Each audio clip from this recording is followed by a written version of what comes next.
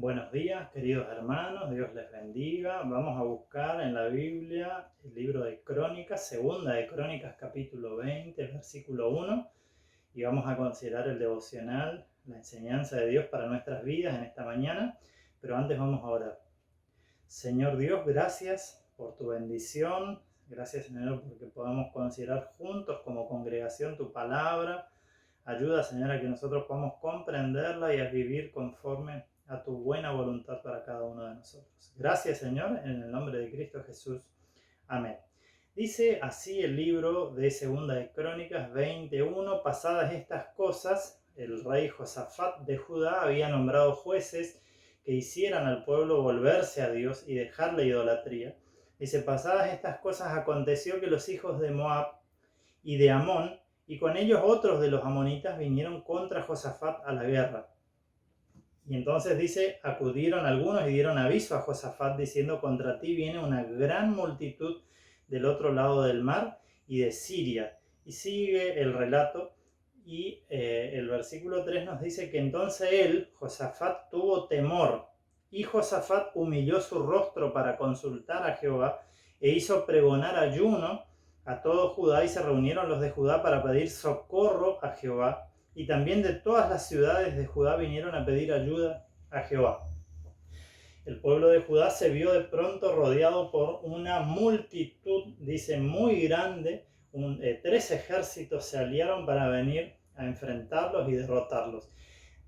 Hay un dato interesante, uno de esos grupos armados que venían, dice, de otros de los amonitas. Si nosotros vamos en el versículo 10 del mismo capítulo 20 que estamos leyendo, dice, ahora pues aquí los hijos de Amón y de Moab y los del monte de Seir, a cuya tierra no quisiste que pase Israel cuando venía de la tierra de Egipto, sino que se apartase de ellos y no los destruyese. He aquí ellos nos dan el pago, viniendo a arrojarnos de la heredad que tú nos diste en posesión. O sea, junto con esas bandas armadas, con este ejército numerosísimo, dice que venían los del monte de Seir, que eran los descendientes de Esaú, uno de los hijos de Isaac justamente. Y dice aquí, el relato nos cuenta, eso está en Deuteronomio capítulo 4, también el mismo relato, que cuando el pueblo de Israel salía de Egipto hacia la tierra prometida, Dios les dijo que desviaran esa tierra porque ellos eran descendientes de Esaú, justamente parientes en la sangre también, porque eran descendientes también de Abraham. Entonces les dijo, desvíen. Pero ahora estos hombres dice que se habían vuelto en la contra de estos israelitas y querían destruirlos, y se habían aliado con otros 2 grupos más que eran los amonitas y los moabitas, y vino esta gran multitud. Dice que si bien Josafat tuvo miedo, tuvo temor, dice aquí, lo primero que hizo fue consultar a Dios. Ahora, yo estuve pensando estos días en este versículo 12 que vamos a leer ahora del mismo capítulo, que es parte de la oración que hace Josafat y el pueblo, que está en ayuno, que está con temor de esta gran multitud que viene a rodearlos. Y dice así el versículo 12 de segunda de Crónicas 20, oh Dios nuestro, no los juzgarás tú, porque en nosotros no hay fuerza contra tan grande multitud que viene con nosotros, no sabemos qué hacer, y a ti volvemos nuestros ojos. Ellos dicen cosas espectaculares en esta oración, que creo que tendría que ser la actitud de nuestro corazón, nuestra reacción frente a cada situación que nos desborde en la vida. Puede ser una situación crítica o una situación inesperada frente a la cual nosotros nos vemos desbordados, nos vemos superados como este ejército de Judá que veía enfrente a un ejército mucho más numerosísimo, imposible, según las fuerzas de ellos, de poder enfrentar. Por eso ellos dicen 2 cosas que ellos no pueden hacer o no saben hacer. Lo primero que dicen, el versículo 12, dice, en nosotros no hay fuerza contra tan grande multitud. En nosotros no hay fuerza, ¿sí? Este es un sentimiento de impotencia, un sentimiento de reconocer nuestra debilidad, un sentimiento de no creer que nosotros podemos hacer, sino que nosotros realmente somos débiles y necesitamos del auxilio de Dios. Por eso el versículo que nosotros habíamos leído recién dice que habían pedido ayuda o habían pedido socorro a Dios en los primeros versículos del capítulo que nosotros leímos recién, ¿sí? El pueblo de Judá se reunió para pedir ayuda, para pedir socorro a Dios. ¿Por qué? Porque dicen, nosotros no hay fuerza contra tan grande multitud. Hay circunstancias en nuestras vidas en las cuales nosotros vamos a tener que reconocer esta realidad. Nosotros no tenemos las fuerzas como para enfrentar esto, ¿sí? Lamentablemente a veces nosotros queremos hacer las cosas según nuestros propios recursos, según nuestra propia capacidad, según nuestra propia fuerza, y muchas veces nos hemos golpeado, nos hemos lastimado a nosotros y hemos lastimado a otras personas. A veces la gente dice, yo soy libre, yo hago lo que quiero, ¿sí? Pero en sus decisiones lastima a otras personas. Una familia que se rompe porque un esposo y una esposa se separan, hay hijos a veces de por medio, y termina pagando no solamente ese núcleo familiar, sino que los tíos, los abuelos, otras personas cercanas a ese círculo familiar, terminan afectados por las decisiones de las personas que dicen, yo puedo, yo sé cómo hacerlo, yo puedo hacerlo porque la verdad que sé cómo encarar esta situación. Por eso, lo segundo que dice aquí el texto que hacen este pueblo de Judá, dice, no sabemos qué hacer, no sabemos qué hacer. La verdad, querido, querida, es que nosotros tenemos que recurrir siempre a la Biblia, siempre al consejo de Dios. Por eso Josafat tomó una decisión muy acertada, porque cuando se vio superado por esta situación y dijo, yo no tengo fuerzas con el pueblo para enfrentar esta situación, también se dio cuenta que él no sabía qué era lo que tenía que hacer, y dice el versículo que nosotros leímos, versículo 3, y Josafat humilló su rostro para consultar a Jehová. ¿Por qué él iba a consultar a Jehová? Porque él no sabía, dice aquí, nosotros no sabemos qué hacer, no sabemos qué hacer. Nosotros tenemos que habituarnos, queridos, queridas, a pedir consejo, a buscar la guía de Dios.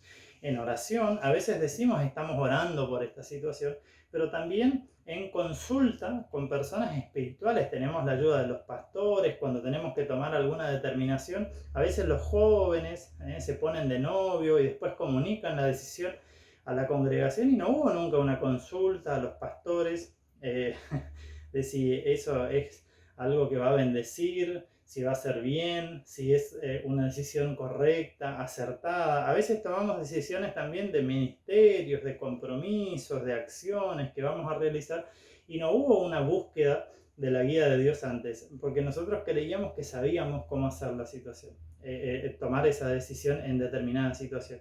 Sin embargo, lo más correcto que nosotros podemos hacer es decir aquí, como dijo Josafat con el pueblo, ¿sí?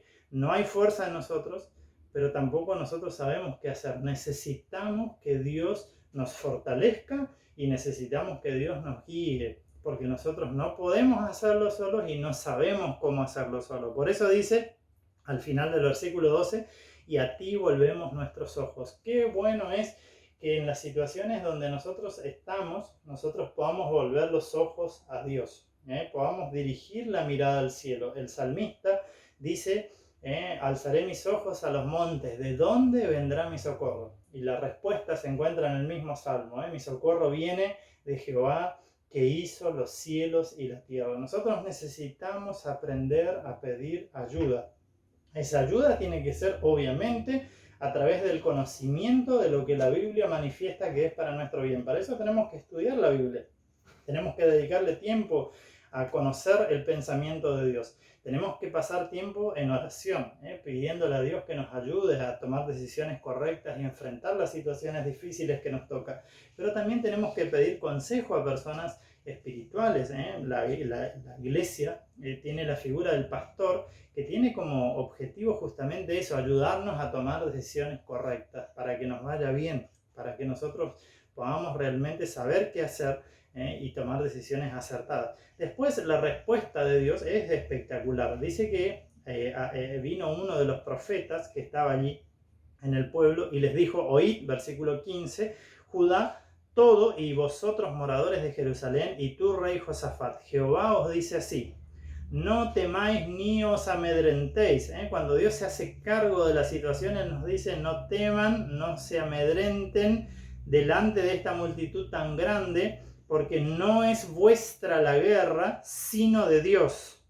Mañana descenderéis contra ellos He aquí que ellos subirán por la cuesta de Cis y los hallaréis junto al arroyo antes del desierto de Jeruel. No habrá para qué peleéis, no habrá para qué peleéis.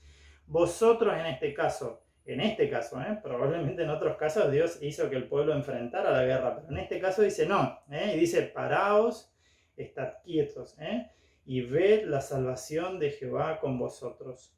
Oh Judá y Jerusalén, no temáis ni desmayéis, salid mañana contra ellos porque Jehová estará con vosotros. ¿Sí? ¿Cuáles eran las dos cosas que le dice Josafat con el pueblo? Nosotros no tenemos fuerza para enfrentar esta situación, no sabemos qué hacer, volvemos los ojos a ti. Dios les dice, paraos, estad quietos y ved la salvación de Jehová con vosotros. No tengan miedo, no se asusten, párense, deténganse. Y al otro día, si nosotros seguimos leyendo el relato, yo le invito a leerlo, dice que el pueblo que había venido a conquistarlos se dio muerte entre ellos mismos, y se atacaban entre ellos y se destruyeron, y el pueblo simplemente salió después de Judá a recoger el botín, los despojos de los cadáveres que habían quedado allí, porque Dios les había dado una salvación, simplemente dejándolos a ellos quietos y mirando lo que Dios estaba haciendo.